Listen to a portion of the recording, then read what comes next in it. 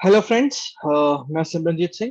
And इस video के अंदर हम लोग एक सिंपल प्रोजेक्ट बना के देखेंगे क्रूड ऑपरेशंस बेस पे, ताकि आप लोग वेल वर्स्ड हो जाएं कि जेंगो में किस तरह से काम करना है। तो बहुत छोटा एक प्रोजेक्ट बना के देखेंगे ताकि हमारे कंफर्टेबल लेवल आ जाए जेंगो के साथ। नाउ एज ए सेट कि हमने क्रूड प्रोजेक्ट बनाना है, क्रूड ऑपरेशन। तो क्रूड ऑपरेशन होते क्या है? क्रूड ऑपरेशन हर वेबसाइट में होंगे। जिस मर्जी तरह की आप डायनेमिक वेबसाइट बना रहे हो, चाहे आप होटल बुकिंग बना रहे हो, चाहे हॉस्पिटल मैनेजमेंट बना रहे हो, चाहे मूवी टिकट बना रहे हो, किसी भी तरह की आप वेबसाइट बना रहे हो, तो हर वेबसाइट में क्रूड ऑपरेशंस होते हैं। क्रूड का क्या मतलब है? Where C stands for create. Now create means when you insert a new record, right? So हर एप्लीकेशन में कोई ना कोई नया रिकॉर्ड क्या होगा? इंसर्ट होगा। ठीक है। जैसे फॉर एग्जांपल मैं कह रहा हूं कि हमने एक एप्लीकेशन बनाई बैंक मैनेजमेंट की, तो आपने एक नया अकाउंट ओपन कराया तो एक नया रिकॉर्ड इंसर्ट हो रहा है। आपने कोई ट्रांजैक्शन कराई तो एक नई ट्रांजैक्शन एंटर हो रही है। फॉर एग्जांपल आपने शॉपिंग वेबसाइट बनाई, तो शॉपिंग वेबसाइट के अंदर आपने कोई ऑर्डर प्लेस किया तो एक नया ऑर्डर एंटर हो रहा है, तो एक नया रिकॉर्ड एंटर हो रहा है। ठीक है जी। So that is a crude में वो क्रिएट है कि हम एक नया रिकॉर्ड क्रिएट कर रहे हैं। R stands for read. ठीक है जी। So we use read operation when we want to make sure कि कस्टमर हमारी जो रिकॉर्ड है व्यू करे। ठीक है जी, राइट। जैसे फॉर एग्जांपल आप अमेजन पे गए तो सारे प्रोडक्ट्स आपको वेबसाइट पे दिख रहे हैं, you can read that products, you can view that product, तो उसमें रीड ऑपरेशन होता है। You stands for update. Update means कि कोई रिकॉर्ड ऑलरेडी है, अब आपको उसको मॉडिफाई करना है। फॉर एग्जांपल आपका बैलेंस है बैंक में 20,000, अब आपने उसमें से डिपॉजिट कराना है 5,000 और, तो आपका रिकॉर्ड अपडेट होगा कि पहले 20,000 था, प्लस होके 5,000 25,000 हो गया। या फिर फॉर एग्जांपल लेट्स सपोज आपने एक शॉपिंग में एक ऑर्डर प्लेस किया, आपकी शॉपिंग साइट है, तो आपने जैसे ही ऑर्डर प्लेस किया तो रिकॉर्ड क्रिएट हुआ, राइट? अब लेट्स सपोज जब आपका रिकॉर्ड क्रिएट हुआ तो अभी ऑर्डर डिस्पैच नहीं हुआ, तो उसका स्टेटस है पेंडिंग। अब ऑर्डर जो आपका डिस्पैच हो गया तो उसका स्टेटस अपडेट हो जाएगा पेंडिंग से डिस्पैच, राइट? देन वो ऑर्डर डिस्पैच होने के बाद कोरियर में इन ट्रांजिट है, तो स्टेटस अपडेट हो गया इन ट्रांजिट। देन वो आपका ऑर्डर आपने कस्टमर को डिलीवर कर दिया, तो स्टेटस अपडेट हो गया डिलीवर। सो ये है हमारे पास update command. So for example आपने अपना पासवर्ड चेंज करना है, तो आप रिकॉर्ड अपडेट कर रहे हो, आपका पुराना पासवर्ड कुछ और था, अब आप नया कुछ और रखना चाहते हो तो अपडेट हो रहा है। आप अपना कॉन्टेक्ट इन्फॉर्मेशन चेंज कर रहे हो, अपना मोबाइल नंबर चेंज कर रहे हो, तो वो आपका अपडेट कमांड चल रहा है। सो अपडेट रिकॉर्ड आप कर सकते हो, right? And D is very simple, delete. आपको कोई रिकॉर्ड नहीं चाहिए, अब आपको वो रिमूव करना है तो आप डिलीट कमांड चलाते हो। तो ये ऑपरेशंस आपको हर जगह मिलेंगे, हर वेबसाइट में।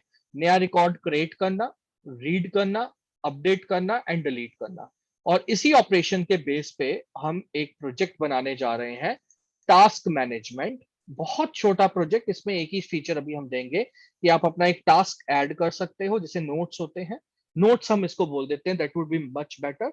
सो हम कहते हैं कि हमारे पास एक नोट्स हम बना रहे हैं, तो नोट मैनेजमेंट में इस एप्लीकेशन को भी कह सकता हूँ टास्क और नोट्स मैनेजमेंट। ठीक है, राइट? सो इसमें हम यूजर नोट बना पाएगा, बाद में यूजर नोट रीड कर सकता है, उसमें अपडेशन कर सकता है, डिलीशन कर सकता है, राइट?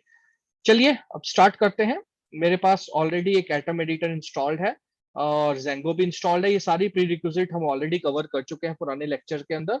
सो अभी हम क्या करने जा रहे हैं, हम फाइल पे जाके एक प्रोजेक्ट फोल्डर ऐड कर रहे हैं। सो मुझे ई ड्राइव में बनाना है, नोट्स नाम से या जेंगो प्रोजेक्ट नाम से। तो मैं यहाँ पे न्यू फोल्डर लगा के यहाँ पे एक फोल्डर बना लेता हूँ, जेंगो प्रोजेक्ट्स, ताकि मेरे सारे प्रोजेक्ट इसी में आए। So I am going to click on select folder, तो आप देखोगे यहाँ पे जेंगो प्रोजेक्ट नाम का फोल्डर। अब हमें अपने प्लस पे क्लिक करना है, साइन पे, और आपका ये कमांड प्रॉम्प्ट ओपन हो जाएगा। Platform you ID edit terminal हमने पहले भी कहा था आपने इंस्टॉल करना है, उसमें आपको ये फीचर मिलेगा। अब आपने क्या करना है, अब आपने सबसे पहले जेंगो इंस्टॉल करना है।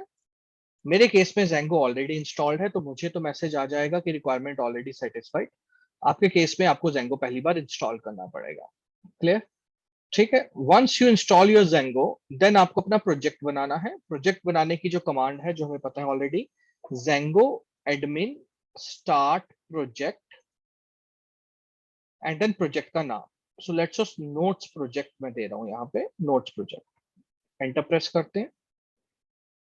ठीक है जी। अब लेफ्ट हैंड साइड पे आप देखोगे आपका नोट्स प्रोजेक्ट नाम का एक फोल्डर बन जाएगा, और उसमें आपका एक मैनेज डॉट पी वाई जो हम एक्सप्लेन कर चुके हैं पहले ही, नोट्स प्रोजेक्ट फोल्डर जिसमें हमारे पास सेटिंग यूआरएल एंड ये फाइल्स आ जाएंगी। ठीक है जी। इन केस अगर आपको इन फाइल्स का मतलब नहीं पता तो प्लीज आप मेरे पुराने वीडियोस चेक कीजिए, राइट, प्लेलिस्ट में, और आपको उसका वहां से मीनिंग पता लग जाएगा। सो ये हमारे ऑलरेडी प्रोजेक्ट में ये फाइल्स बनेंगी, इन्हें उनके बारे में हमें ऑलरेडी पता है। देन हम जेंगो एडमिन स्टार्ट ऐप एक ऐप बनाएंगे। सो मैंने इसको नाम दिया नोट्स ऐप। सो यहाँ पे जाके हमने नोट्स ऐप बना ली एक, और अब जाके देखेंगे यहाँ पे। अच्छा, अब यहाँ पे हमने एक गलत काम किया, इस ऐप को मैं यहाँ से राइट क्लिक करके डिलीट कर रहा हूँ। ठीक है जी। सो हमने इसको डिलीट कर दिया। हमें पहले बेसिकली क्या करना है, अपने इस प्रोजेक्ट में जाना है। सो मैंने नोट्स प्रोजेक्ट बनाया था, तो मुझे सबसे पहले इस प्रोजेक्ट में जाना है। सो मैं cd नोट्स प्रोजेक्ट करके यहाँ पे फोल्डर। ठीक है जी। सो आपका जो पाथ है, अब आप नोट्स प्रोजेक्ट में होने चाहिए इस फोल्डर के अंदर। अब यहाँ पे जाके आप अपना ऐप बनाएंगे। So Django admin start app notes app, right. So ये ऐप आपने बनानी है। सो आप देखोगे अब इसके अंदर आपकी एक ऐप बन जाएगी। हमें पता होना चाहिए कि जेंगो जो है वो एक प्रोजेक्ट हमने पहले बनाया, और जेंगो में प्रोजेक्ट आपके अंदर आपको जितना भी काम करना है उसके लिए आप छोटी छोटी एप्स बना सकते हैं, ताकि एप्स पोर्टेबल होती हैं। तो अगर आपको एक प्रोजेक्ट से दूसरे प्रोजेक्ट पे भी लेके जानी पड़े तो वो आपकी रीयूज हो जाती है। सो जेंगो में सारा काम एप्स पे होता है। तो हमने एक ऐप बना दी है, नोट्स नाम की ऐप बनाई है हमने। सबसे पहला काम हम क्या करेंगे, हम अपनी इस ऐप को रजिस्टर करेंगे। और जैसे हमने लास्ट वीडियो में सिखाया था कि रजिस्टर करने के लिए आपको उस प्रोजेक्ट की सेटिंग्स फाइल में जाना पड़ता है। सो मैं सेटिंग्स फाइल पे जाता हूँ। ठीक है जी। और यहाँ पे हम ढूंढते हैं इंस्टॉल्ड एप्स नाम का सेक्शन। नाउ इंस्टॉल्ड एप्स नाम के सेक्शन पे जब हम आएंगे तो यहाँ पे हमें अपनी ऐप इंस्टॉल करनी है। और कैसे इंस्टॉल करनी है, कैसे पाथ उसका देना है, उसका पाथ देने के लिए हम लोग अपनी ऐप के अंदर एक फाइल होती है apps.py, उसके अंदर इस क्लास हमारी जो होती है इसका नाम लेंगे। सो हम इसे कॉपी करते हैं और हम सेटिंग्स में जाके लिखते हैं हमारे फोल्डर का नाम क्या है। हमारे फोल्डर का नाम है नोट्स ऐप डॉट, उसके अंदर एक एप्स नाम की फाइल है, और उसके अंदर मेरी एक फाइल है नोट्स ऐप कॉन्फ़िग क्लास, इसे मैं यहाँ पे रजिस्टर कर रहा हूँ। सो सबसे पहला काम हमने, तीसरा काम सॉरी, पहले प्रोजेक्ट बनाया फिर ऐप बनाई, फिर हमने अपनी ऐप को क्या करना है, रजिस्टर करना है। सो इतना काम हमें पहले करना है। ठीक है जी। अब हम क्या करेंगे, अब हम अपनी ऐप को बनाने के लिए मॉडल्स डॉट पी वाई पे जाएंगे। मॉडल्स डॉट पी वाई में क्या है, मॉडल्स डॉट पी वाई में हमने कहा था हम अपनी क्लासेस बनाएंगे।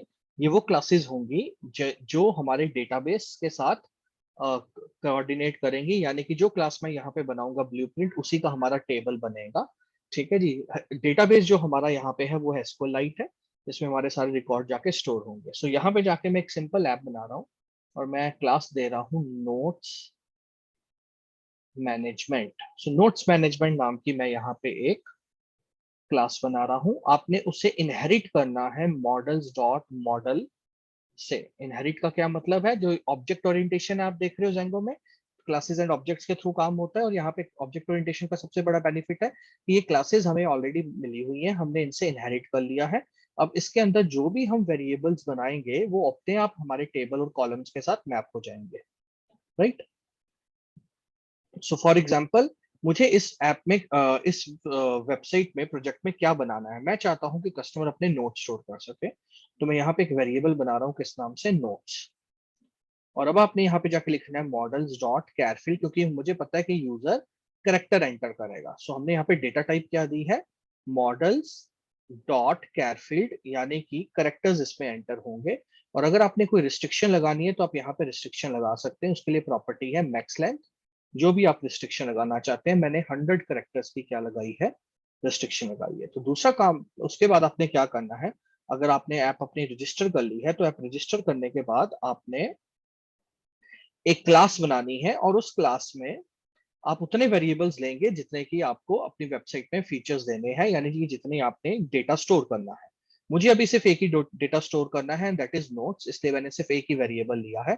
जब आगे जाके हम कॉम्प्लेक्स ई कॉमर्स वेबसाइट्स बनाएंगे तो उसमें आप देखेंगे हम जितना हमारे पास बहुत ज्यादा डेटा होगा जो हमें लेना है, जैसे प्रोडक्ट का नेम, प्रोडक्ट का प्राइस, डिस्क्रिप्शन, इमेजेस, तो हम उतना ही यहाँ पे वेरिएबल्स लेंगे। ठीक है। अभी के इस प्रोजेक्ट के लिए, बिकॉज हमारा जो फंक्शनलिटी है सिर्फ समझना है कि जेंगो प्रोजेक्ट कैसे काम करता है, सो हमने यहाँ पे अभी सिर्फ और सिर्फ एक नोट्स नाम से वेरिएबल लिया है और हमने कहा है कि वो करेक्टर डेटा क्या करेगा, स्टोर करेगा। क्लियर? सो इतना ही काम अभी हमने करना है। ओके, अब इसके बाद हमने क्या करना है, हम अब हमें समझना है कि अब जब हमने ये मॉडल बना लिया है तो देर आर टू वेज। अब हम कस्टमर को किस तरह से डेटा दिखा सकते हैं, डेटा स्टोर कर सकते हैं। ठीक है जी। सो सबसे पहला तरीका है कि हम एक पूरी ऐप के अंदर खुद HTML CSS वगैरह लिखें। ठीक है, और वो भी हम करेंगे। और एक है कि हमें इनबिल्ट एक ऐप इंस्टॉल्ड मिलती है। जब आप अपना प्रोजेक्ट बनाते हो Django में, जैसे कि हमने लास्ट लेक्चर्स में भी कहा था, सेटिंग्स में अगर आप जाएंगे तो आप देखेंगे एक ऐप आपको पहले से इंस्टॉल्ड मिली है जिसका नाम क्या है, एडमिन। इस ऐप में भी आप अपनी इस नोट्स ऐप को रजिस्टर कर सकते हैं, जिसमें पहले से सब HTML CSS ऑलरेडी ही हमारा इम्प्लीमेंट हुआ है और उसी के अंदर हम अपनी नोट्स ऐप को रजिस्टर कर सकते हैं। ठीक है जी। कैसे करेंगे पहले देखते हैं। इसके लिए सबसे पहले आपको एडमिन पैनल के लिए सबसे पहले आपको क्या करना होगा, आपको एक यूजर बनाना है। राइट?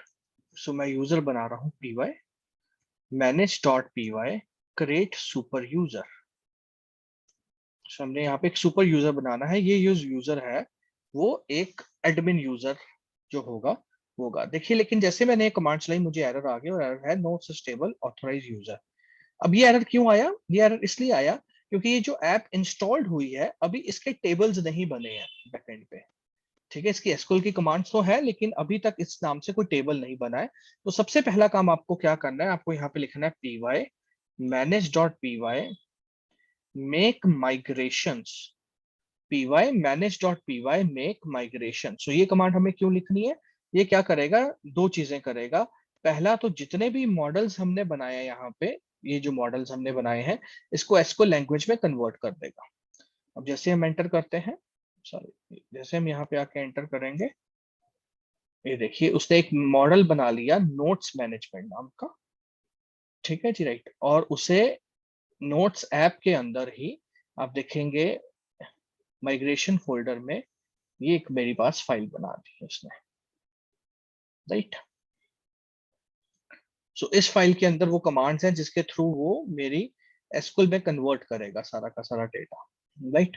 बट अभी हमने क्या करना है, एक और कमांड चलानी है, py manage.py migrate कमांड। ये क्या करेगी, एक्चुअल टेबल्स में कन्वर्ट करेगी जो भी हमने माइग्रेट किया है। ठीक है जी, एसक्यूएल में। सो अब इसे हम रन करेंगे तो ये देखेंगे अपने आप टेबल और कॉलम बनने शुरू हो गए। लेकिन इसमें सिर्फ टेबल और कॉलम मेरी ऐप के नहीं बने, नोट्स मैनेजमेंट के नहीं बने, बल्कि उन ऐप्स के भी बने हैं। जैसे हमने कहा settings.py में ये हमारी Django ऐप इंस्टॉल्ड है, इस ऐप के भी कॉलम्स एंड टेबल्स बन गए हैं। ठीक है, इसे देखने के लिए हम क्या करते हैं, चलते हैं py manage.py। सबसे पहले हम यहाँ पे बनाएंगे create super user, ताकि हम एडमिन ऐप के अंदर लॉग इन कर सकें। उसके लिए आपको एक यूजर बनाना पड़ेगा। सुपर यूजर का मतलब है वो यूजर जो कि एडमिन है, उसके पास सारे राइट्स हैं। तो सबसे पहले कह रहा है अपना यूजर नेम दो, मैं यूजर नेम दे रहा हूँ सिमरन। ईमेल आईडी मैं ब्लैंक छोड़ रहा हूँ। पासवर्ड हम यहाँ पे देंगे, मैंने एक पासवर्ड रख दिया। देन अगेन मैं पासवर्ड कंफर्म करूंगा। ठीक है जी, राइट। वो कहता है उसने एक एरर दिया, पासवर्ड आपका यूजर नेम से मिलता जुलता है तो वो ज्यादा सिक्योर नहीं है, बट फिर भी आप बनाना चाहते हो? मैंने कहा यस मैं बनाना चाहता हूँ, और उसने मेरा एक पासवर्ड बना दिया। ठीक है जी। अब हमने क्या करना है, अब हमने अपनी ऐप को रन करके देखना है, और उसको रन करने के लिए हम यहाँ पे लिखेंगे py manage.py run server। Clear? So ये वो हमें पाथ बता देगा, इस पाथ पे हमारी वेबसाइट रन कर रही है। सो हम क्या करेंगे, हम गूगल क्रोम पे जाएंगे, और क्रोम पे जाने के बाद आप ये वाला अपना पाथ एंटर करोगे, और आपको देखोगे आपकी एक डमी पेज ओपन हो जाएगा जो बताएगा कि आपकी वेबसाइट सक्सेसफुली चल रही है। लेकिन हमें क्या करना है, हमें एडमिन ऐप ओपन करनी है सबसे पहले। ठीक है जी। एडमिन ऐप ओपन करने के लिए जो ऑलरेडी इंस्टॉल्ड आई है, ठीक है जी, आप अगर अपने प्रोजेक्ट की urls.py फाइल में जाएंगे, ये मेरा प्रोजेक्ट है, इसके अंदर जो मेरे पास urls.py फाइल है, तो उसमें अगर आप जाएंगे तो आप देखेंगे ये एडमिन स्लैश पाथ है मेरी वेबसाइट का। तो अब हम क्या करेंगे, अब हम यहाँ पे जाके एडमिन स्लैश एंटर करेंगे, और आप देखोगे कि वो मेरी एडमिन वेबसाइट खुल जाएगी। देखिए सब कुछ HTML CSS पहले से लिखा हुआ है इसमें। यहाँ पे जाके अब मैं अपना user ID and password enter करूंगा, जो भी मुझे एंटर करना है। ठीक है, इसमें डमी ये पासवर्ड रखा था। Let's log in. ठीक है, सो अब आप यहाँ पे देखेंगे वो मुझे लॉग इन कर लेगा। ये यूजर्स और ग्रुप पहले से टेबल बने हुए हैं, अभी हमें यूज नहीं करना।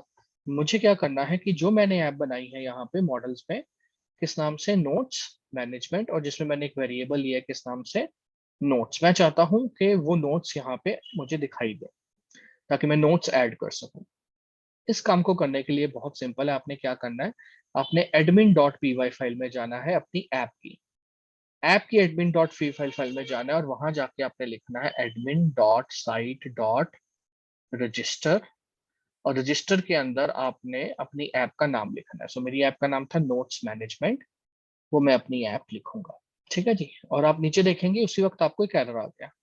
एरर क्या है कि आपने जब फाइल रजिस्टर की है admin.py में, तो वो कहता है notes management is not defined, तो उसे पता नहीं है क्लास क्या है।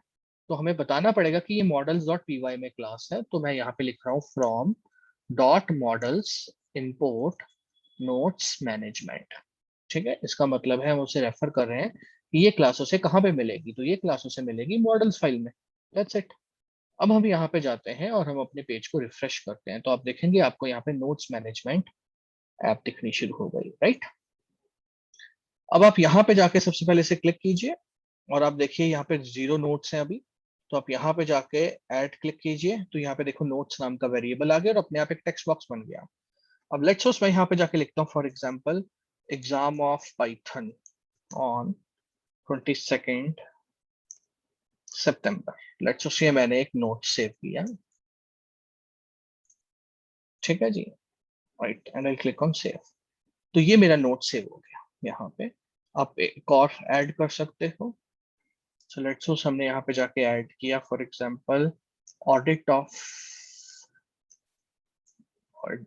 Social media profiles. ये भी मैंने यहाँ पे ऐड कर दिया, तो 2 मेरे डेटाबेस में ऐड हो गए। अब अगर आप एक्चुअली में जाके देखना चाहते हो कि आपका डेटाबेस में ऐड हुए हैं कि नहीं, तो उसके लिए भी मैं आपको एक टिप बताता हूँ। आपने क्या करना है, आपने गूगल पे जाके एक सॉफ्टवेयर डाउनलोड करना है, सीक्वल ब्राउजर।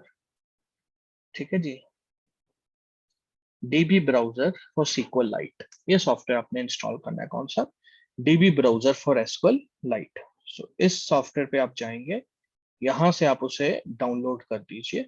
ठीक है जी, राइट, यहाँ पे रिलीज आ रहे होंगे, डाउनलोड पे जाके उसे डाउनलोड कर लीजिएगा।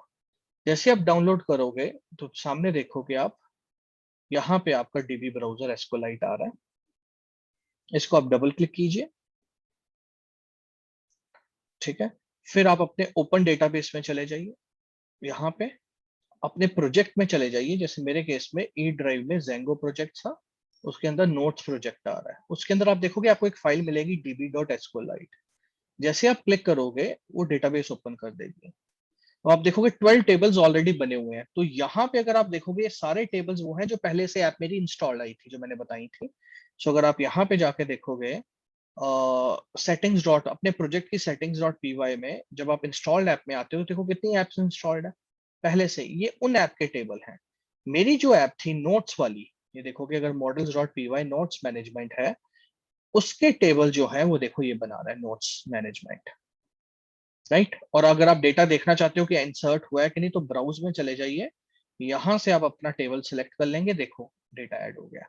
और आप देखोगे अब यहाँ पे बहुत अच्छी बात हुई, मैं आपको यहीं पे दिखा देता हूँ कि 2 कॉलम्स बने, आईडी एंड नोट्स।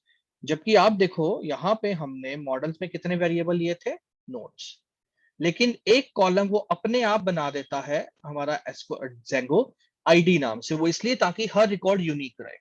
सो कल को अगर मुझे किसी स्पेसिफिक, हो सकता है 2 नोट सेम हो, लेकिन अगर किसी नोट्स को मुझे रेफर करना है तो मैं उसके आईडी से रेफर कर सकता हूँ, क्योंकि हर किसी को यूनिक आईडी मिलेगा। तो आगे जाके देखोगे कि एडिट और डिलीट जब हमने करने हैं अपने नोट्स, तो हम इस आईडी बेस पे ही करेंगे, क्योंकि ये यूनिक है, तो हर रिकॉर्ड इन्हीं के बेस पे यूनिक होता है। सो आईडी बहुत इंपॉर्टेंट होगा हर ऑब्जेक्ट पे, हर प्रोजेक्ट में। क्लियर। यहां से मैं डेटाबेस क्लोज कर रहा हूँ, अब इसको बंद करते हैं। सो यहाँ पे हमारा डेटा क्या हो गया, आप देख पा रहे हो, स्टोर है। सो ये पहला टास्क था हमारा कि हमने अपनी वेबसाइट, पहले प्रोजेक्ट बनाया, प्रोजेक्ट बनाने के बाद हमने क्या बनाई, ऐप बनाई। ऐप बनाने के बाद हमने उसे प्रोजेक्ट की सेटिंग्स में जाके क्या किया, कॉन्फ़िगर किया। कॉन्फ़िगर करने के बाद हमने सबसे पहला काम क्या करना है, models dot P Y file बनानी है। हमने अपना मॉडल्स पेज बनाना है, ठीक है जी, उसमें अपनी क्लास बनानी है, उसे मॉडल्स डॉट मॉडल से इनहेरिट करना है, फिर उतने वेरिएबल्स बनाने हैं जितने की हमें डेटा स्टोर करना है। और ये करने के लिए अगर आप एडमिन वाली ऐप यूज करना चाहते हो जो प्री बिल्ट आई है, तो आपने एडमिन डॉट पी वाई में जाके उसे रजिस्टर कर देना है। क्लियर। और दो चीजें जो आपने करनी है वो ये करनी है बार बार, कि जब भी आप मॉडल बनाओगे नया या उसमें चेंज करोगे, तो सबसे पहले आपने कमांड चलानी है P Y manage dot P Y make migration. ठीक है जी, ये आपकी फाइल को, मॉडल्स फाइल को, ये पाइथन की फाइल में कन्वर्ट करेगी जिसमें एसक्यूएल के साथ कनेक्टिविटी होगी। ठीक है जी, एंड देन आपने P Y manage dot P Y migrate करना है। माइग्रेट मतलब कि जो भी आपने माइग्रेशन की है, एसक्यूएल कनेक्टिविटी में कन्वर्ट की है फाइल, अब वो एसक्यूएल में कन्वर्ट हो जाए और एग्जीक्यूट हो जाए। ठीक है जी, राइट। तो ये दो कमांड हमेशा हमने चलानी है। देन अगर आपको एडमिन के एंड से सब कुछ चेक करना है, तो आपको एक सुपर यूजर बनाना है, जिसके लिए आपको कमांड लिखनी है Python manage dot P Y create super user, और उसी के अकॉर्डिंगली वो आपका एक यूजर बनाएगा। ठीक है जी, और उसका जो यूआरएल होगा जिससे आप उस वेबसाइट को एक्सेस कर सकते हो, वो आपको आपके प्रोजेक्ट की यूआरएल्स फाइल में मिलेगा। ठीक है जी, यहाँ पे जैसे एडमिन स्लैश है, सो अगर आपकी फाइल का एड्रेस दे रहा है 17.0.01.8000, तो वो एडमिन मिलेगा। कल को अगर आप अपनी वेबसाइट जाकर रजिस्टर करते हो, फॉर एग्जांपल मैं करता हूँ www.webify.com/admin पे मुझे ये वेबसाइट मिलेगी। ठीक है, लेकिन अगर आपने अपने लोकल कंप्यूटर में अभी सिर्फ चलानी है, तो ये आपको ये कमांड रन करनी पड़ेगी। ठीक है जी। सो पहले इतना टास्क हमें करना है, उसके बाद हम सीखेंगे कि कस्टमर को वेबसाइट कैसे दिखानी है। उसके लिए हम खुद HTML व्यूज और यूआरएल्स बनाएंगे जो कस्टमर एंड पे दिखेगी।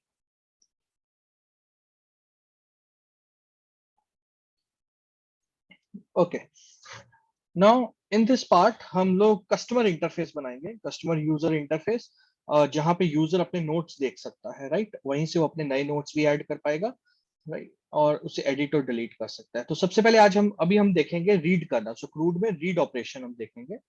ठीक है जी। जो क्रिएट ऑपरेशन अभी आपने देखा एडमिन में, वो एडमिन ऐप ने अपने आप कर दिया, लेकिन हम खुद भी कस्टमर इंटरफेस में फीचर देंगे जहाँ पे यूजर खुद क्रिएट कर सके। तो उसमें आपको हम कोड सिखाएंगे क्रिएट कमांड क्या होती है, लेकिन अभी के लिए मैं रीड ऑपरेशन यूज करने जा रहा हूँ, क्योंकि मैंने ऑलरेडी 2 रिकॉर्ड्स ऐड कर दिए हैं, और अब हम देखते हैं कि उसको कैसे रीड करना है। सो रीड करने के लिए सबसे पहले हम लोग, अब क्योंकि अपना लॉजिक लगाना है, तो उसके लिए views dot P Y file में जाना है, याद रखिएगा। तो कौन सी फाइल ओपन करनी है, views dot P Y file, इसमें आप अपने लॉजिक लगाएंगे। तो अब मैंने एक लॉजिक लगाना है कि कस्टमर अपना डेटा देख सके। तो उसके लिए हमने क्या करना है, हमने एक फंक्शन बनाया, और फंक्शन मैंने बनाया let's suppose to do view, notes view नाम से। लेट्स सपोज मैंने एक फंक्शन बनाया नोट्स व्यू नाम से, और उसको आपने एक पैरामीटर देना है रिक्वेस्ट, जहां पे क्लाइंट की रिक्वेस्ट आएगी तो ये पैरामीटर, ये फंक्शन चलेगा। अब मैं चाहता हूँ ये फंक्शन क्या करे, जितने भी रिकॉर्ड्स मेरे पास स्टोर है टेबल में, वो सारे के सारे रिट्रीव कर ले। सो वो टास्क रिट्रीव करने के लिए कैसे करना है, आपने आपने यहाँ पे एक ऑब्जेक्ट बना लेना है, नोट्स या किसी भी नाम से बना लीजिए। ठीक है जी, राइट। सो मैं यहाँ पे ऑब्जेक्ट बना लेता हूँ you notes, that is user notes. ठीक है जी। और अब आप क्या करेंगे, आप आपका जो डेटा है वो स्टोर है बेसिकली इस टेबल में, इस क्लास में। और उस क्लास में हमने क्या करना है, सारे के सारा डेटा रिट्रीव कर लेना है। और वो कैसे करेंगे, हम यहाँ पे जाके लिखेंगे notes management dot objects dot all, right.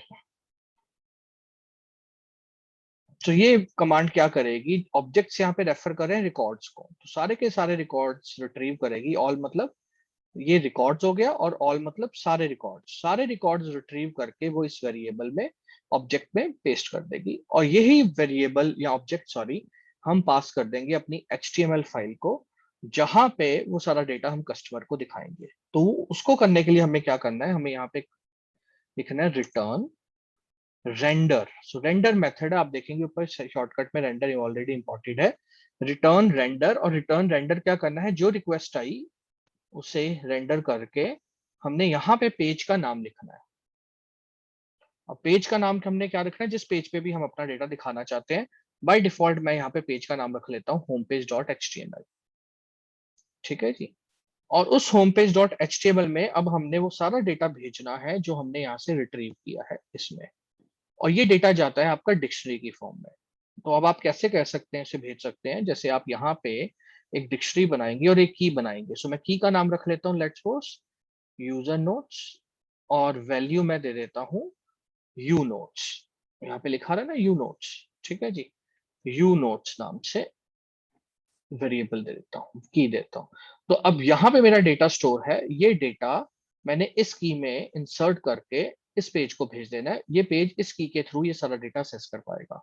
So one way is आप ये कर सकते हैं। दूसरा आप एक और काम कर सकते हैं, अगर इसको थोड़ा कॉम्पैक्ट करना है तो यहाँ से मैं से कट करके एक और वेरिएबल ले लेता हूँ कंटेक्स्ट, उसमें पेस्ट कर देता हूँ, और यहाँ पे मैं सीधा कॉन्टेक्स्ट। तो ये कोड थोड़ा ज्यादा क्लीन हो गया। सो ये याद रखना है आपने कि जब भी आपका व्यू आपने कॉल करना है, मैंने पहले डेटा सारा रीड करना है, उसे एक ऑब्जेक्ट में डालना है उसी क्लास के, और उसको हमने की वैल्यू की फॉर्म में भेज देना है जो कि हमारा कंटेक्स्ट है। ठीक है जी। तो इस की के बेस पे वो सारा डेटा अब रिट्रीव कर लेगा एचटीएमएल पेज में। ठीक है। सो हमने लॉजिक लगा लिया, और हमने पहले भी कहा था व्यूज डॉट पीवाई फाइल हम इसलिए बनाते हैं ताकि हमारे यहाँ पे लॉजिक लग सके। उस लॉजिक बेस पे हम डेटा कस्टमर को दिखाएंगे। अब डेटा कस्टमर को दिखाने के लिए हमने यहाँ पे कहा है कि हम एक होम पेज डॉट एचटीएमएल नाम की फाइल बनाएंगे। अब वो कहाँ पे बनाएंगे? ठीक है जी। तो उसके लिए हम टेम्पलेट फोल्डर बनाएंगे। तो टेम्पलेट फोल्डर क्या होते हैं, अगर आपको नहीं पता तो आपको मेरी उस वीडियो पे जाना पड़ेगा जहां पे मैंने टेम्पलेट फोल्डर एक्सप्लेन किए हैं। सो मैं अपने प्रोजेक्ट के अंदर अब एक टेम्पलेट फोल्डर बनाने जा रहा हूँ। ठीक है जी। सो अब हम राइट क्लिक करके यहाँ पे टेम्पलेट फोल्डर बना रहे हैं, राइट। और इस फोल्डर के अंदर हम अपनी एचटीएमएल बनाएंगे। ठीक है जी। बट उससे पहले हम अपने प्रोजेक्ट पे जाएंगे और सेटिंग्स फाइल में जाएंगे, और सेटिंग्स फाइल में हम एक डायरेक्टरी ढूंढेंगे टेम्पलेट्स नाम से। सो ये जो टेम्पलेट्स नाम की डायरेक्टरी है उसमें डीआरएस नाम की है, उसमें जाके आपने अपने फोल्डर का नाम देना है। इसका मतलब ये है कि ऑटोमेटिकली अब जितनी भी एचटीएमएल फाइल्स हैं आपकी, आपका जेंगो टेम्पलेट फोल्डर में ढूंढेगा। ठीक है जी। सो अब मैं क्या करने जा रहा हूँ, अब मैं यहाँ पे जाके सबसे पहले टेम्पलेट बनाने जा रहा हूँ एचटीएमएल फाइल होम पेज। सो मैं यहाँ पे लिख रहा हूँ होम पेज डॉट एचटीएमएल। ठीक है। और एक और काम हम यहाँ पे करेंगे, डायरेक्टली होम पेज बनाने की बजाय हम पहले एक पेज बना लेंगे जिसका नाम रख रहे हैं बेस डॉट एचटीएमएल। और मैंने लास्ट टाइम वीडियो में एक्सप्लेन किया था कि ये फाइल मैं क्यों बनाता हूँ, क्योंकि हर वेबसाइट में जितने भी पेजेस है, लेट्स सपोज आपकी एक वेबसाइट में अगर 100 पेजेस है तो 100 पेजेस में कुछ डेटा सेम होगा, जैसे कि हेडर, फुटर या मेन्यू। तो हम नहीं चाहते कि वो कोड हमें बार बार लिखना पड़े। क्योंकि हम नहीं चाहते कि वो कोड हमें बार बार लिखना पड़े, तो हम क्या करते हैं कि हम एक बेस फाइल बना लेते हैं, और उसी बेस फाइल को बाकी फाइल से इनहेरिट कर देंगे, और उसमें उतना ही कंटेंट लिखेंगे जो उस फाइल में चेंज है। तो यहाँ पे मैं एक बेस फाइल बना रहा हूँ। मैं यहाँ पे एक शॉर्टकट यूज कर रहा हूँ जेंगो का। मैं HTML प्रेस करूंगा और टैब बटन प्रेस कर दीजिए। आप जैसे आप टैब प्रेस करेंगे तो एटम एडिटर ऑटोमेटिकली स्ट्रक्चर बना देता है, आपको पूरा HTML लिखने की जरूरत नहीं है। सो ये काम करने के लिए आपको पहले HTML और CSS का आना जरूरी है। ठीक है जी, राइट। उसके बिना आप इसे समझ नहीं पाएंगे। सो यहाँ पे जाके अब मैं क्या लिख रहा हूँ, मैं यहाँ पे लिख रहा हूँ लेट्स मैंने यहाँ पे लिखा हेडिंग 1 नोट्स मैनेजमेंट ऐप। सो ये लिखने का मकसद ये है कि हर पेज के टॉप पे आएगा नोट्स मैनेजमेंट ऐप, हर पेज के टॉप पे। ठीक है जी, राइट। और मैं यहाँ पे उस पर CSS लगा के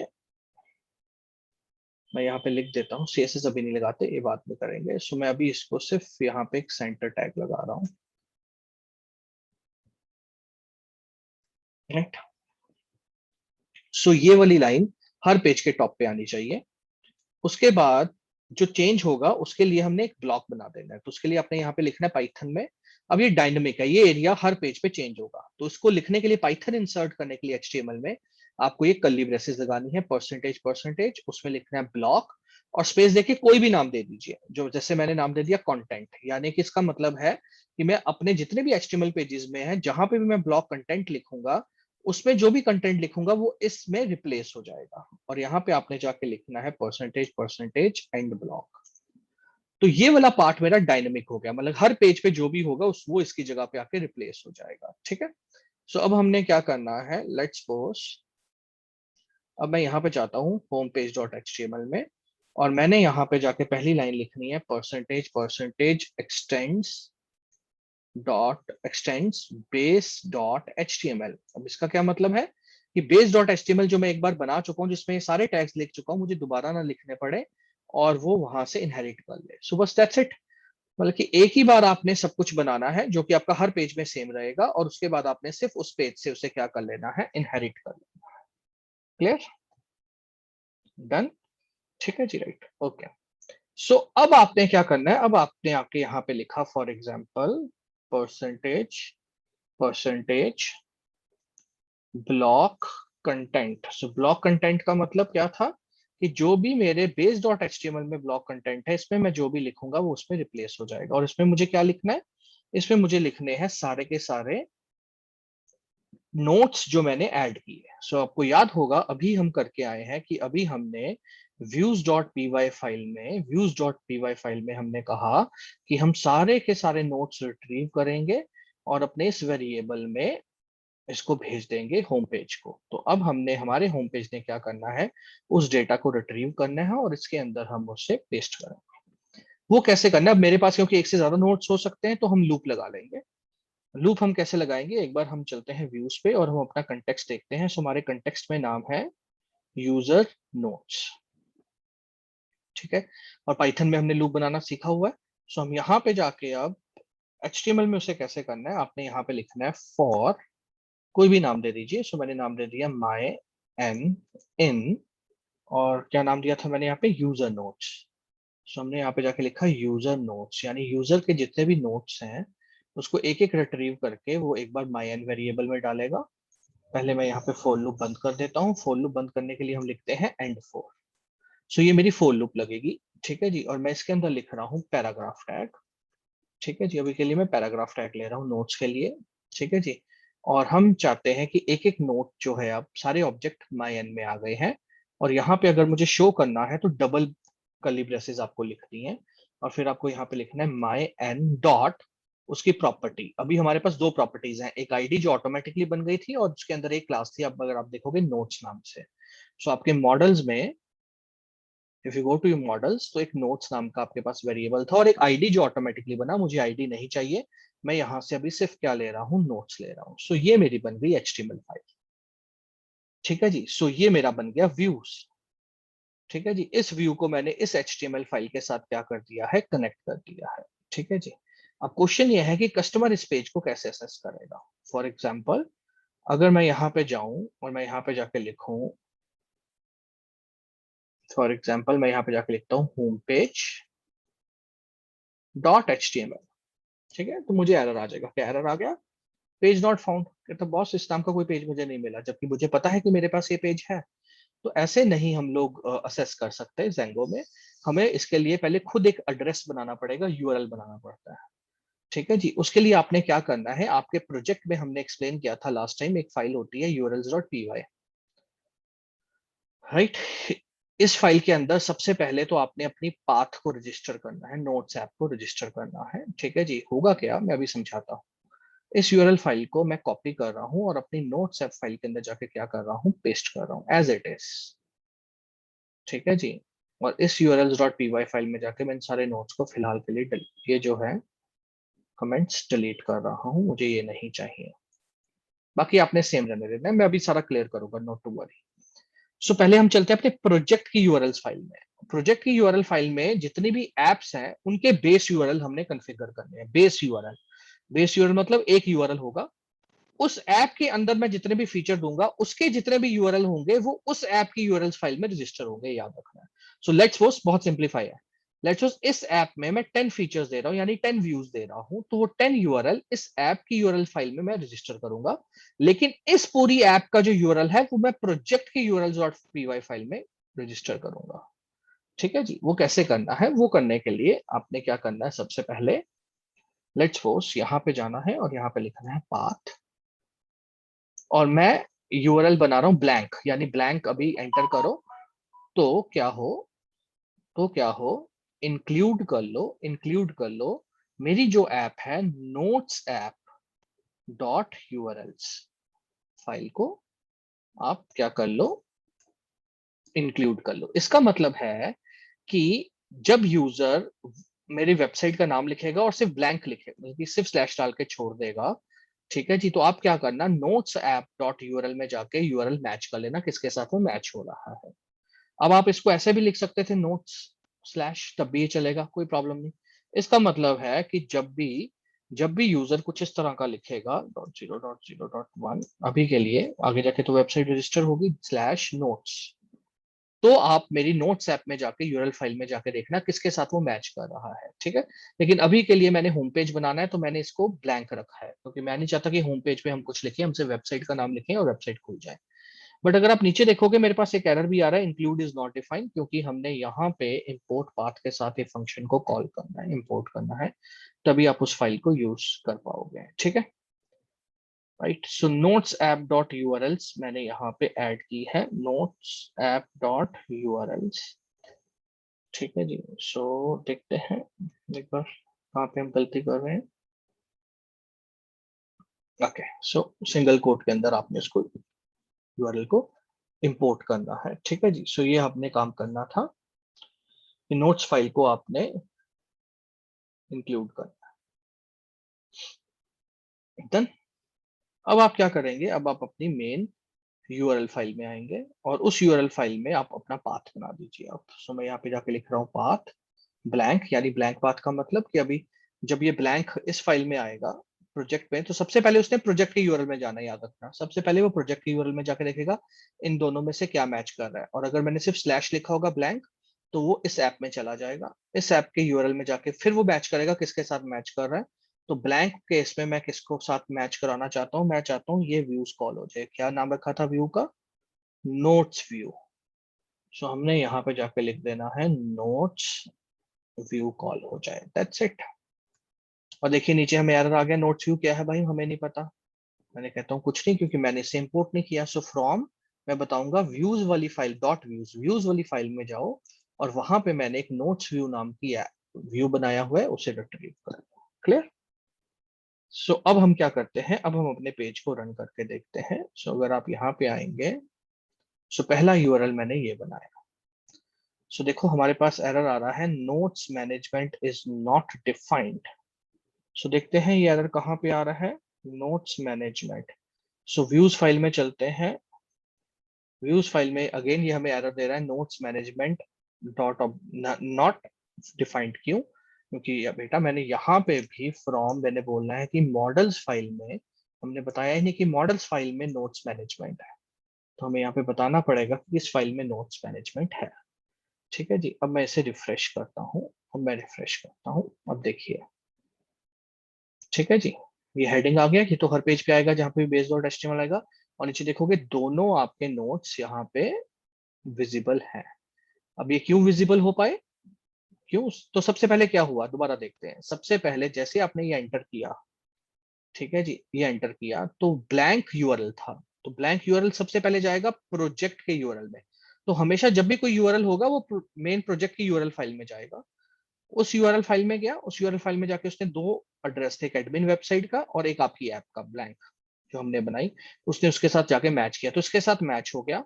और जैसे मैच हुआ हमने कहा था इसके सारे यूआरएल आपको मिलेंगे नोट्स ऐप डॉट यूआरएल में, तो वो अब वो मेरी ऐप वाली URLs dot P Y file में चला गया, और इस URLs dot P Y file में जाके उसने पाथ मैच करने शुरू किए। अभी मेरे पास एक ही पाथ है, सो डोंट वरी, अभी मेरे पास एक ही पाथ है। तो वो पाथ यहाँ पे ब्लैंक था और उसने उसके साथ मैच हो गया और उसने कहा कि नोट्स व्यू कॉल कर दो। तो वो व्यू फाइल में गया, नोट्स व्यू में एड्रेस लेके गया रिक्वेस्ट में, उसने सारे के सारे रिकॉर्ड्स रिट्रीव किए, कंटेक्स्ट बनाया, उसमें पेस्ट किए जो भी हमने रिकॉर्ड रिट्रीव किए थे यूजर नोट नाम से, और उसने होम पेज को दे दिए। होम पेज पे गया, वो किस फोल्डर में अपने आप चले जाएगा, टेम्पलेट फोल्डर में। टेम्पलेट फोल्डर में जाके वो होम पेज डॉट एचटीएमएल में जाएगा। पहली लाइन उसे मिली थी कि base dot HTML, so base dot HTML में गया, उसने ये सारा कोड पहले ही कॉपी करके अपने होम पेज पे ले आया। तो अगर आप देखोगे कि जो भी हमने होम पेज पे लिखा है, जैसे नोट्स मैनेजमेंट ऐप बॉडी, वो सारा टैग यहाँ पे आ रहे हैं। और उसके अंदर हमने क्या किया, फिर हमने लिखा कि यूजर नोट, जो कि कंटेक्स्ट हमने भेजा था व्यूज में, ये यूजर नोट्स नाम से, हमने यहाँ पे जाके कहा कि यूजर नोट्स के ऊपर हमने लूप लगा दी। हमने कहा एक एक ऑब्जेक्ट रिट्रीव करते रहो और इसमें डालते रहो और पैराग्राफ में उसे दिखाते रहो। और दिखाना क्या था, हम दो चीजें दिखा सकते थे अभी, एक नोट्स और एक आईडी, क्योंकि दो ही वेरिएबल हमने बनाए थे। हमने एक ही बनाया था नोट्स, लेकिन कंप्यूटर हमने जैसे दिखाया उसने अपने आप आईडी बना दिया था, तो उसने मैंने लिखा my n डॉट नोट्स। अगर आप आईडी देखना चाहते हैं वो भी हम दिखा देते हैं। जैसे फॉर एग्जांपल मैंने यहाँ पे जाके लिख दिया my n डॉट आईडी। अब ध्यान से देखिएगा, अगर मैं आईडी दिखाना चाहूंगा तो साथ में आईडी भी आएगा, बट आईडी हमें दिखाने की जरूरत है नहीं। ठीक है जी, आईडी इज फॉर यूनिकनेस, वो बाद में हमें काम आएगा। ठीक है, सो यहां तक आपका क्या है, ये रीड ऑपरेशन हो गया कि हमने डेटा स्टोर किया और हमने उस कस्टमर को डेटा दिखाना है, राइट। नेक्स्ट ऑपरेशन में मैं आपको सिखाता हूँ कि डेटा ऐड कैसे करवाना है कस्टमर से। तो पहले इतना आप साथ साथ करके देखिए और उसे इंप्लीमेंट कीजिए।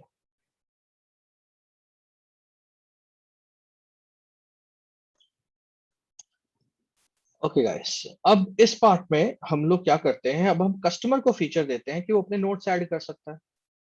तो अब वो फीचर कैसे देते हैं, हम चलते हैं इसी HTML फाइल पे homepage.html में, और ब्लॉक कंटेंट के अंदर ही हम यहाँ पे एक क्या बना देते हैं, फॉर्म। HTML का टैग ले रहा हूँ मैं, फॉर्म। और HTML के टैग्स आने चाहिए इस प्रोजेक्ट को करने के लिए, जैसे हमने पहले ही कहा था। उसमें फॉर्म ले रहा हूँ, उसमें भी मैं सिर्फ एक ही टेक्स्ट बॉक्स ले रहा हूँ, input type is equal to text, और उसे कोई नेम दे देता हूँ। जैसे मैंने उसे नाम दे दिया नोट्स। ठीक है जी, सो ये इंपॉर्टेंट है बेटा, कोई नाम जरूर देना है, इसके बिना हम रेफर नहीं कर पाएंगे कि यूजर ने इस बॉक्स में क्या लिखा है। और फिर मैं एक फॉर्म बना रहा हूँ, input type is equal to submit. Submit button ले रहे हैं, ठीक है जी, राइट। और सबमिट के ऊपर हम जो भी वैल्यू देना चाहते हैं, सो लेट्स मैंने दे दिया ऐड नोट्स। तो ये एक सबमिट बटन हमने लिया है। ठीक है, अब अपने इस पेज पे चलते हैं, एक बार देखते हैं, रिफ्रेश करते हैं। सो देखिए, एक मेरे पास टेक्स्ट बॉक्स आ गया और एक पे आ गया ऐड नोट्स। तो मैं चाहता हूँ कस्टमर कुछ भी अपने नोट यहाँ पे टाइप करे, ऐड नोट्स पे क्लिक करें, यहाँ पे ऐड हो जाए और यहाँ पे भी दिखना शुरू हो जाए। सो उसके लिए हम क्या करेंगे, उसके लिए हम एक व्यू बना लेते हैं फिर से। सो अब हम व्यूज फाइल में चलते हैं और व्यूज में जाके एक और व्यू बना लेते हैं। सो मैंने यहाँ पे लिखा न्यू नोट्स, एक व्यू बनाया, और इसको भी हमने यहाँ पे लिया रिक्वेस्ट। ठीक है, हमने कहा जब भी इसको रिक्वेस्ट किया जाएगा इस व्यू को, तो क्या हो, देखिए सबसे पहले तो अच्छा, अब हम चाहते हैं कि क्या हो कि जो भी इस होम पेज के नोट्स में है वो रिट्रीव किया जाए। ठीक है, वो रिट्रीव कर ले हम लोग, एंड उसे हम मॉडल्स की इस वेरिएबल में क्या कर दें, सेव कर दें। ठीक है, तो उसके लिए अब हम क्या कर रहे हैं, मैं यहाँ पे एक वेरिएबल ले रहा हूँ यूजर नोट्स। ठीक है, अगेन, एंड मैं यहाँ पे अब लिख रहा हूँ रिक्वेस्ट डॉट पोस्ट नोट्स। अब इसका क्या मतलब है, ये जो आपने homepage.html में नोट्स नाम दिया है, ठीक है जी, जब आप बटन पे क्लिक करोगे तो यहाँ पे एक मेथड होता है पोस्ट, चलेगा जब डेटा पोस्ट होगा। ठीक है, राइट। सो जब यहाँ पे क्लिक करोगे आपका ये डेटा पोस्ट होगा, ये वाला जिसका नाम आपने टेक्स्ट बॉक्स में लिखा है नोट्स। तो मैं उसे रिट्रीव कर रहा हूँ यहाँ पे view.py में। ठीक है जी, तो मैं क्या कर रहा हूँ, जो भी रिक्वेस्ट आई है उसमें पोस्ट में जो भी नोट्स नाम से डेटा आया है, ठीक है जी, उसे यूजर नोट्स में कॉपी कर लो। अब हम क्या करेंगे, अब हम कहेंगे कि अपनी नोट्स मैनेजमेंट क्लास में जाओ, ये जो मेरी है models.py में नोट्स मैनेजमेंट, उसके जो नोट्स हैं उनमें उसे कॉपी कर दो। कैसे करेंगे, सो नोट्स मैनेजमेंट में हम जाएंगे और हम यहाँ पे कहेंगे notes is equal to user notes.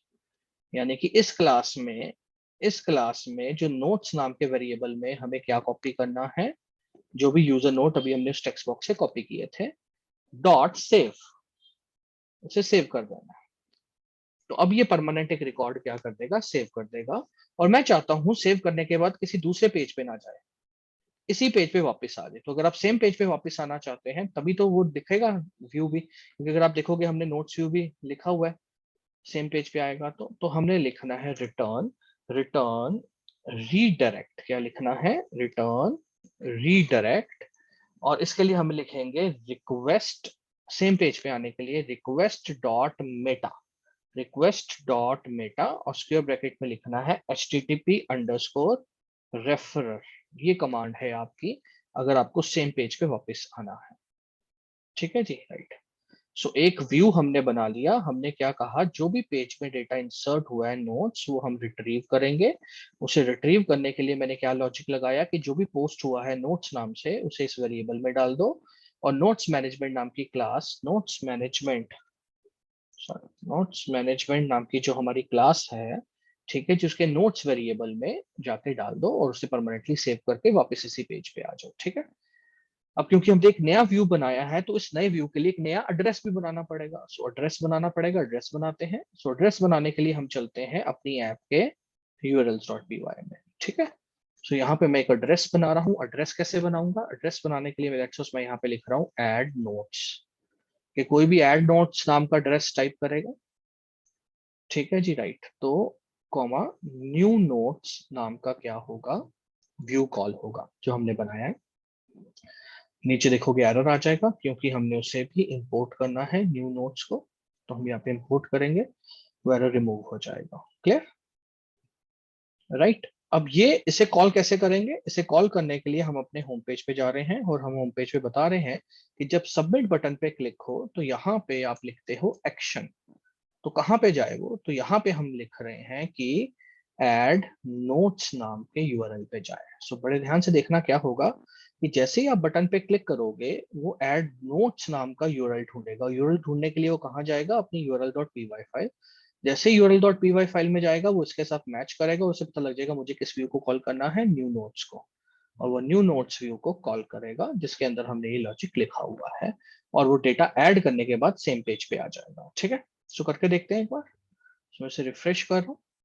ठीक है जी। और मैं यहाँ पे जाके लिख रहा हूँ let's suppose for example check website ranking on Sunday, and मैं ऐड नोट्स पे क्लिक कर रहा हूँ।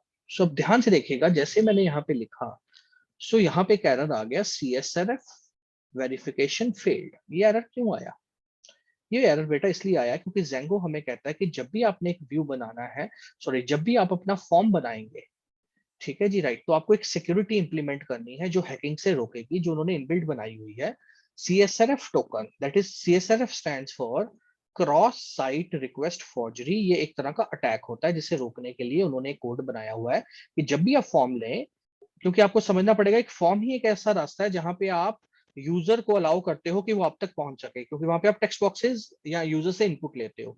और हैकर के लिए भी वही रास्ता है जिसके थ्रू वो आपकी वेबसाइट में एंटर होगा, ताकि वो कोई गलत कोड आपके सिस्टम में एंटर ना कर दे। इसलिए उन्होंने यहाँ पे एक टैग बनाया हुआ है CSRF टोकन।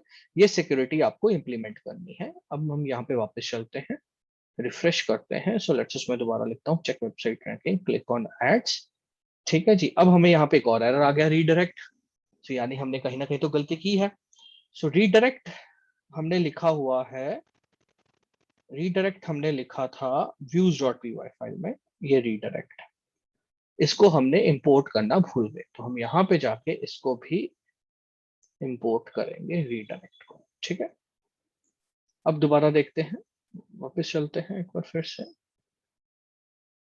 ठीक है जी। अब आप देखेंगे कि आपका डेटा जो है ऐड हो गया, या मैं कुछ और डेटा एंटर करता हूँ, for example create let's post Diwali banners.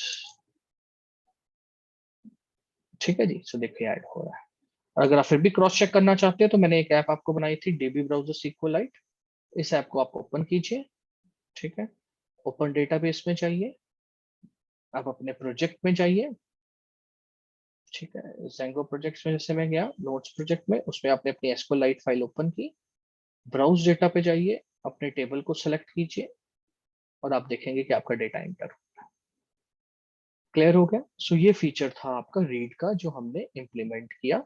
सो कैसे, सॉरी, क्रिएट का हमने इंप्लीमेंट किया इसमें।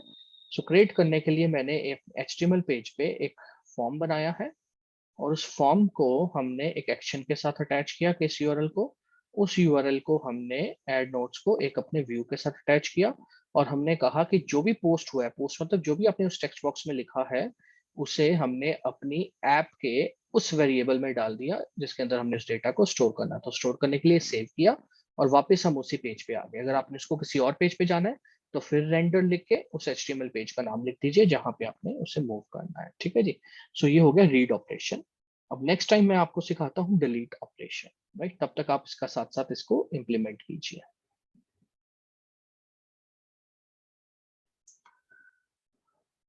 ओके फ्रेंड्स, अब अपने प्रोजेक्ट के इस पार्ट में मैं तीसरा फीचर इंप्लीमेंट करने जा रहा हूँ डिलीट का, क्योंकि लेट्स सपोज मुझे किसी नोट्स को डिलीट करना है।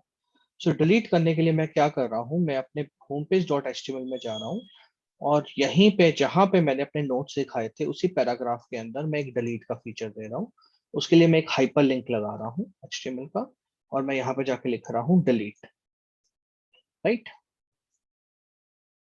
डिलीट और उसके आगे मैं एक एचआरईएफ लगा रहा हूँ जहाँ पे मैं एड्रेस बताऊंगा कि मुझे किसे डिलीट करना है। सो अभी मैं हैश लिख रहा हूँ, मतलब कि कुछ भी नहीं होगा, वहीं पे क्लिक होके आ जाएगा। तो पहले इसको रिफ्रेश करते हैं, हम देखेंगे डिलीट बटन आ गया।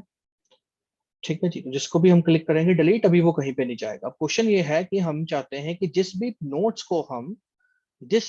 को हम यहाँ पे डिलीट बटन पे क्लिक करें वो डिलीट हो जाए। क्वेश्चन है कंप्यूटर को कैसे पता चलेगा कि ये डिलीट इसी नोट्स के लिए है, इस स्पेसिफिक ऑब्जेक्ट के लिए है।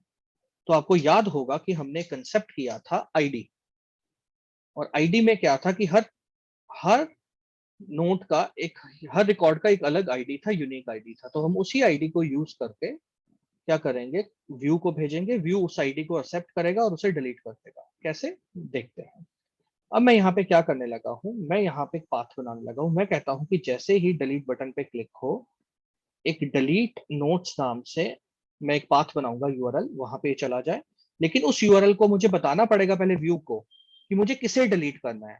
और वो ऑप्शन मेरे पास है, अगर आपको याद हो कि मेरे इस ऑब्जेक्ट को हमने, इसमें हमारे पास सब कुछ था, नोट्स भी और आईडी भी, जो हमने इसमें कॉपी किया था। तो मैं यहाँ पे जाके लिख रहा हूँ माई एन, ध्यान से देखिएगा, my N dot I D. ठीक है जी, my N dot I D. ठीक है जी, राइट, के आईडी चला जाए। सो एक बार इसको देखते हैं, अभी तो कुछ नहीं होगा। सो मैं इसको रिफ्रेश करता हूँ। अब लेट्स सपोज मुझे second audit of social media profile को डिलीट करना है। सो मैं क्लिक करता हूँ डिलीट पे। एरर आएगा क्योंकि अभी हमने कुछ बताया नहीं। सो बट ऊपर देखिए यूआरएल बन रहा है डिलीट नोट्स, और देखो उसका साथ में आईडी जा रहा है, यूनिक आईडी जा रहा है उसका। अब ध्यान से देखिए, मैं इसको क्लिक करता हूँ तो देखो डिलीट नोट्स यूआरएल पे जा रहा है और उसका एक आईडी जा रहा है। क्लियर हो गया? ठीक है जी। अब इस आईडी को हमने एक्सेप्ट करवा के उस नोट को डिलीट कर देना है। और उसके लिए हमने क्या करना है, मैं urls.py फाइल में जा रहा हूँ और मैं उसी नाम का एक पाथ बना रहा हूँ। ठीक है, तो पाथ में क्या बना रहा हूँ, डिलीट नोट्स, ठीक है जी, स्लैश। ठीक है जी, तो ये तो बन गया डिलीट नोट्स। ठीक है, just a second, delete notes बन गया। बट आपको अगर याद हो, जस्ट अ सेकंड, कि हमें साथ में एक आईडी भी देना है। तो उसे आईडी को रिट्रीव करवाने के लिए हम यहाँ पे लिखेंगे एंगुलर ब्रैकेट्स। क्योंकि वो आईडी न्यूमेरिक है तो हम यहाँ पे लिख रहे हैं इंटीजर। क्या लिख रहे हैं, इंटीजर कॉलन, एक जो भी वेरिएबल को आप नाम देना चाहते हो, जो भी 3 1 2 3 आएगा उसको किस नाम से आप बुलाओगे। तो लेट्स मैंने उसको नाम दे दिया notes ID. Clear, and slash. तो इसका मतलब है कि ये डिलीट नोट्स नाम का जब यूरल उसे मिलेगा और साथ में उसे एक इंटीजर वैल्यू मिलेगी जिसे हमने एक नाम दे दिया है नोट्स आईडी, तो वो यहाँ पे किसे कॉल करेगा, डिलीट नोट्स नाम के यूआरएल को कॉल करेगा, व्यू को, सॉरी। वो व्यू अभी हमने बनाना है। मैं पहले यहाँ पे लिख देता हूँ डिलीट नोट्स नाम का व्यू, जो हम views dot P Y file में बनाएंगे। ठीक है जी। So views dot P Y file में अब जाके हम बना रहे हैं डिलीट नोट्स। पहला पैरामीटर रिक्वेस्ट, और दूसरा पैरामीटर अब इसे आईडी भी चाहिए क्योंकि उसी आईडी को डिलीट करना है। तो अगर आप यूआरएल्स पे जाएंगे तो देखोगे मैंने उसका नाम रखा था नोट्स आईडी, आप कोई भी नाम रख सकते हो यूनिक। और उसका डेटा टाइप क्या है, इंटीजर, क्योंकि वो इंटीजर वैल्यू आएगी उससे। सो मैं यहाँ पे जाके वही नाम रख रहा हूँ यहाँ पे नोट्स आईडी, ये याद रखिएगा। ठीक है जी, राइट। सो अब यहाँ पे जाके अब हम क्या कह रहे हैं, हम कह रहे हैं कि नोट्स मैनेजमेंट ऐप के अंदर जाओ, जो मेरी क्लास है उसके अंदर से रिकॉर्ड्स को रेफर कर रहा हूँ ऑब्जेक्ट के थ्रू। और ऑल नहीं लिख रहा, मैं कह रहा हूँ फिल्टर करो। क्या करो, फिल्टर करो। किस बेस पे फिल्टर करो, आईडी बेस में। तो आईडी जो किसके बराबर है, जो नोट्स आईडी के बराबर है। तो जो भी मैं आईडी आपको भेजूंगा आपने उसे जाके फिल्टर करना है, टेबल में उस आईडी को ढूंढना है। और उस आईडी को ढूंढने के बाद आपने उसे क्या कर देना है, डिलीट कर देना है। बस ये फीचर हमने इंप्लीमेंट कर दिया। तो बहुत सिंपल, बहुत सिंपल। हम एक नोट्स आईडी जनरेट करेंगे, जो आपने यहाँ पे देखा होम पेज डॉट एचटीएमएल में हमने एक आईडी भेजा। ये आईडी क्या करेगा, ये आईडी इस यूआरएल पे जाएगा डिलीट नोट्स, और साथ में ये आईडी, उस यूआरएल को मैं यहाँ पे रिसीव कर रहा हूँ डिलीट नोट्स। और मैंने कहा एक इंटीजर आईडी मेरे पास आएगा, उसे मैंने नोट्स आईडी नाम दे दिया और मैंने कहा था किस व्यू को कॉल कर देना, डिलीट नोट्स, और इस व्यू में ये नोट्स आईडी पैरामीटर जाएगा। तो अगर आप व्यूज में जाओगे तो नोट्स आईडी यहाँ पे एज अ पैरामीटर आ रहा है, और मैंने कहा उस क्लास में जाओ, क्लास के रिकॉर्ड को फिल्टर करो, इस बेस पे फिल्टर करो, आईडी बेस पे, जिसका भी आईडी हमारे आईडी से मैच कर जाए उसे डिलीट कर दो। एंड डिलीट करने के बाद यह वाली लाइन मैं दोबारा लिख रहा हूँ, फिर उसी पेज पे वापस आ जाओ। सो मैं इसी को कॉपी कर रहा हूँ और मैं यहाँ पे पेस्ट कर रहा हूँ। ठीक है जी, चलो देखते हैं। सो अब इसको रिफ्रेश करते हैं, ठीक है, और किसी भी ये वाले ऑडिट वाले को डिलीट करते हैं। तो देखिए डिलीट हो गया, क्लियर। सो अगर आप फिर भी इसको क्रॉस चेक करना चाहते हैं तो अगर आप SQL ब्राउजर लाइट पे जाइए, ठीक है जी, ओपन डेटाबेस पे क्लिक कीजिए, अपने प्रोजेक्ट पे आइए, नोट्स प्रोजेक्ट पे जाइए, SQLite पे जाइए, ब्राउज डेटा पे जब आप जाएंगे तो आप यहाँ पे देख पाएंगे कि वो आपका डेटा डिलीट हो चुका है। देखिए सेकंड आईडी डिलीट हो चुका है। सो इस तरह से आप अपना डेटा क्या कर सकते हो, डिलीट कर सकते हो। मैं अगेन रिपीट कर रहा हूँ, मैंने क्या किया, मैंने डिलीट फंक्शनलिटी दी, और मैंने डिलीट करते वक्त इसकी हेल्प ली यूनिक आईडी की, ताकि सिर्फ वही डेटा डिलीट हो। मैंने उस आईडी को पास किया अपने यूआरएल को, मेरे यूआरएल ने उसे स्टोर किया और उस व्यू को कॉल कर दिया जिसके साथ भी वो मैच हो रहा था, और उस व्यू ने उस आईडी को रिट्रीव करके उस पे फिल्टर लगा के उसे क्या कर दिया, डिलीट कर दिया। सो ये एक हमारा सिंपल प्रोजेक्ट हो गया। तो यहाँ पे हमारा क्रूड ऑपरेशन भी हो गया, क्रिएट भी हो गया, ठीक है जी, क्रिएट भी हो गया, हमने रीड भी देख लिया और हमने डिलीट भी देख लिया। अब हमारा एक ऑपरेशन रह गया है, दैट इज अपडेट। ठीक है जी, सो एडिट करना हम सीखते हैं, तब तक आप ये इम्प्लीमेंट कीजिए। ओके, सो अब इस पार्ट में और लास्ट फीचर हम इम्प्लीमेंट करते हैं, that is to update a content, edit a task. Edit a task के लिए मैं क्या करता हूँ, वापस अपने होम पेज पे जाता हूँ, ठीक है जी। यहाँ पे अगर आप देखेंगे तो मेरे पास डिलीट ऑप्शन था, अब यहीं पे मैं एक एडिट ऑप्शन भी देने जा रहा हूँ। तो एडिट एंड डिलीट दो ऑप्शंस मैं देने जा रहा हूँ। यहाँ पे मैं एक हाइपरलिंक ले रहा हूँ, again href is equal to hash, और अभी के लिए मैं यहाँ पे लिख रहा हूँ एडिट। सो मैं एडिट फंक्शनलिटी दे रहा हूँ कि यूजर अपना डेटा भी क्या कर सके, एडिट कर सके। सो मैं इसे रिफ्रेश करता हूँ तो आप देखेंगे एडिट ऑप्शन आ रहा है। थोड़ा सा स्पेस लेके चलते हैं, ठीक है।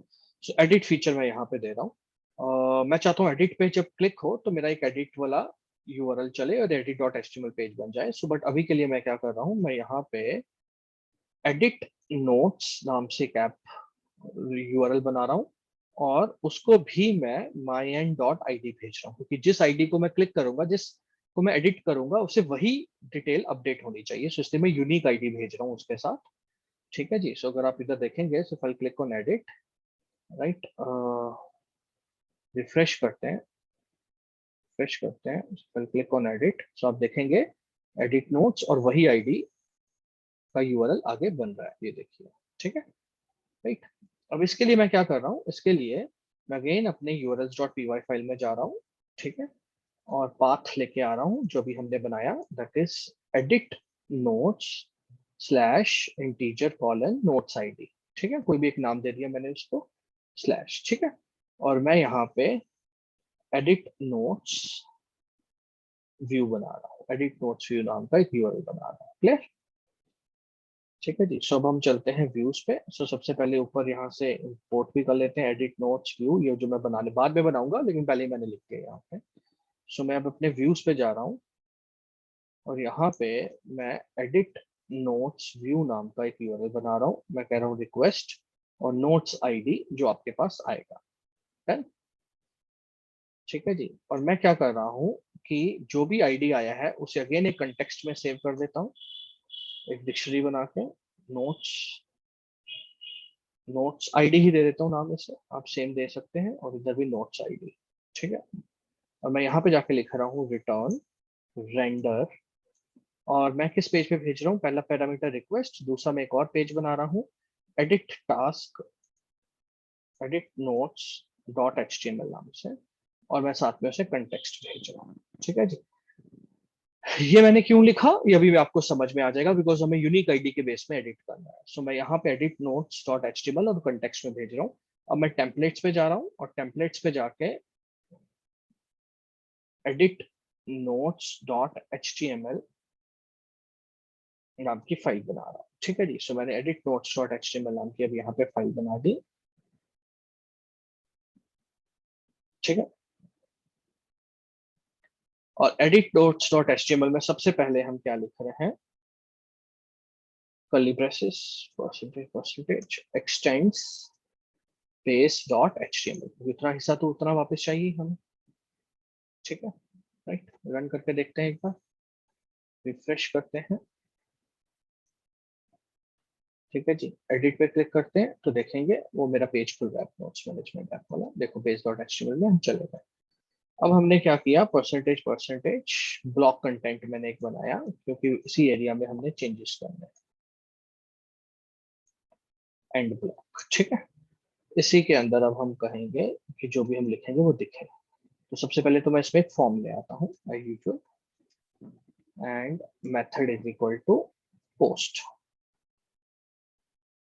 क्लियर। और यहाँ पे हम ले आते हैं input type is equal to text, और नेम इसे फिर से मैंने एक नोट्स दे दिया, और नीचे हम ले आए सबमिट बटन। राइट। तो submit value is equal to update notes. Clear.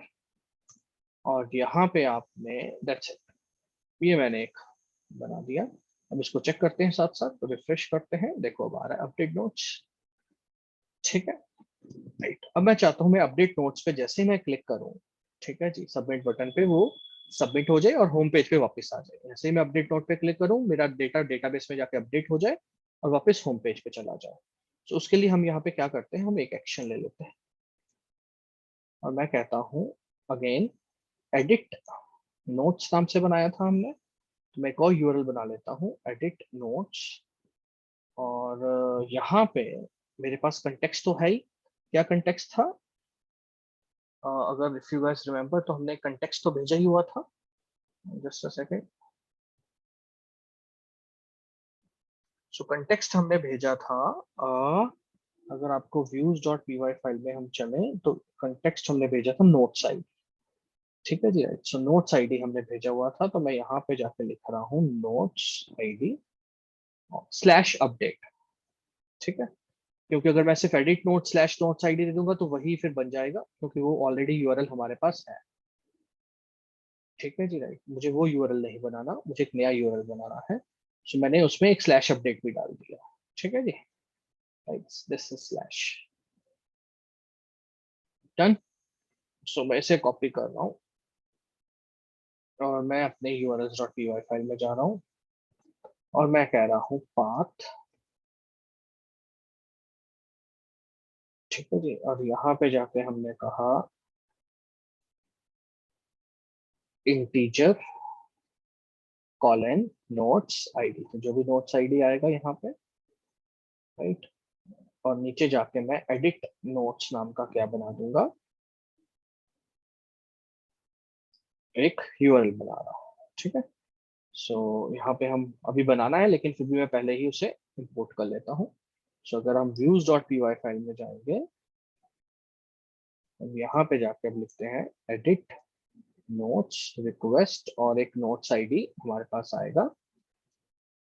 ठीक है जी। अब हमने क्या करना है, उसे डेटा को अपडेट करना है। पहले डेटा को अपडेट करने के लिए सबसे पहले हम चलते हैं अपने पेज पे, एचटीएमएल वाले पेज पे। हमने इसे पोस्ट किया है और हमने नेम क्या दिया है, नोट्स। डन। सो हम यहाँ पे चलते हैं, एंड हम यहाँ पे जाके लिखते हैं व्यूज पे। और व्यूज पे जाके हम एक वेरिएबल ले लेता हूँ मैं, जैसे user notes is equal to request dot post. तो हमें पता है कि पोस्ट पे हमने क्या नाम लिया है, इसका नेम नोट्स ही लिया है। तो यहाँ पे चलते हैं और हम यहाँ पे जाके लिखते हैं नोट्स। क्लियर।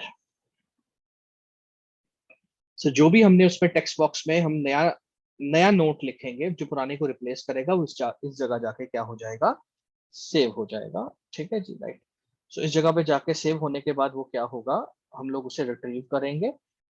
एक वेरिएबल बना लेते हैं हम यू नोट्स नाम से अब, और मैं कह रहा हूँ कि नोट्स मैनेजमेंट ऐप में जाओ।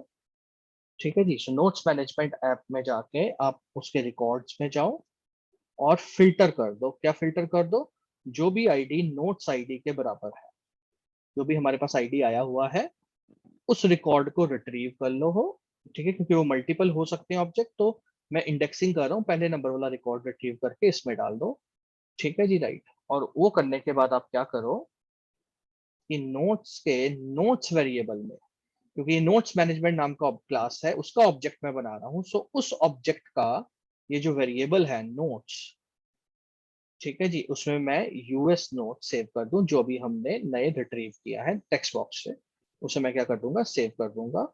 और सेव करने के बाद मैं लिखूंगा user notes dot save, done. So मैं अगेन रिपीट कर देता हूँ, हमने क्या किया, हमने टेक्स्ट बॉक्स से डेटा उठाया, यूएस नोट्स वेरिएबल में स्टोर किया, फिर हम लोग अपनी क्लास में गए, हमने डेटाबेस में जाके ऑब्जेक्ट फिल्टर किया आईडी बेस पे, उसी रिकॉर्ड को एडिट करना है, उसका इंडेक्सिंग करके पहला रिकॉर्ड हमने निकाल लिया और इस वेरिएबल में सेव कर लिया, ठीक है जी। और हमने कहा इस ऑब्जेक्ट के जो नोट्स हैं उन्हें अपडेट कर दिया जाए जो यूजर ने अभी एंटर किया है, और फिर उसे सेव कर दिया जाए। अब सेव करने के बाद क्या करना है, अब सेव करने के बाद मुझे उसे होम पेज पे लेके जाना है, तो मैं यहाँ पे लिख रहा हूँ रिटर्न रीडायरेक्ट। अब होम पेज पे कैसे लेके जाए, होम पेज हमारा कौन सा था, अगर यूआरएल पे जाए ये ब्लैंक वाला, ठीक है। अब ब्लैंक वाले को मैं यहाँ पे कैसे रेफर करूँ, तो हम यहाँ पे क्या कर सकते हैं, इसे एक नाम दे सकते हैं, तो आप यूआरएल्स को नेम भी दे सकते हैं दो केसेस में, अगर आपका नेम बहुत कॉम्प्लेक्स है, अगर यूआरएल बहुत बड़ा है तो भी। अब जैसे इस केस में यूआरएल बहुत ब्लैंक है, तो मैं ब्लैंक कैसे लिखूँ वहां पे, तो उस केस में मैं इसे कोई छोटा सा नाम दे सकता हूँ, जैसे मैंने नाम दे दिया होम पेज, ठीक है जी, राइट। और इस नेम को मैं यहाँ पे यूज कर सकता हूँ व्यू में, और मैंने कहा होम पेज पे ले जाओ,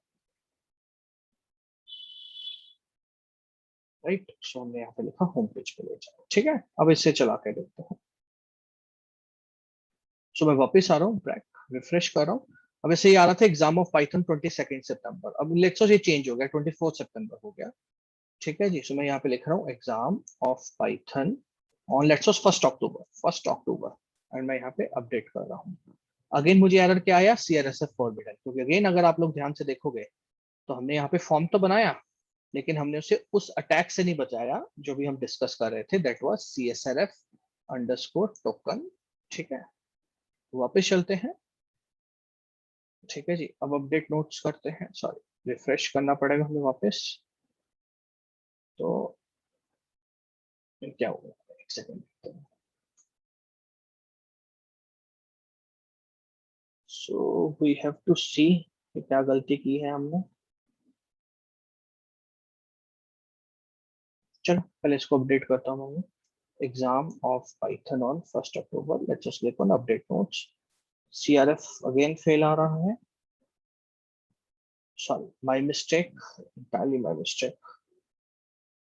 Percentage CSRF_token. This was the right code. So वापस चल रहा हूँ, रिफ्रेश कर रहा हूँ, एडिट पे चल रहे हैं, अब आ रहा है सर्च एग्जाम ऑफ पाइथन 1 अक्टूबर, ठीक है जी। अब देखिए डेटा आपका अपडेट हो गया। So create Diwali banners for example, मैं एडिट कर रहा हूँ, मैंने यहाँ पे लिखा create new year banners update.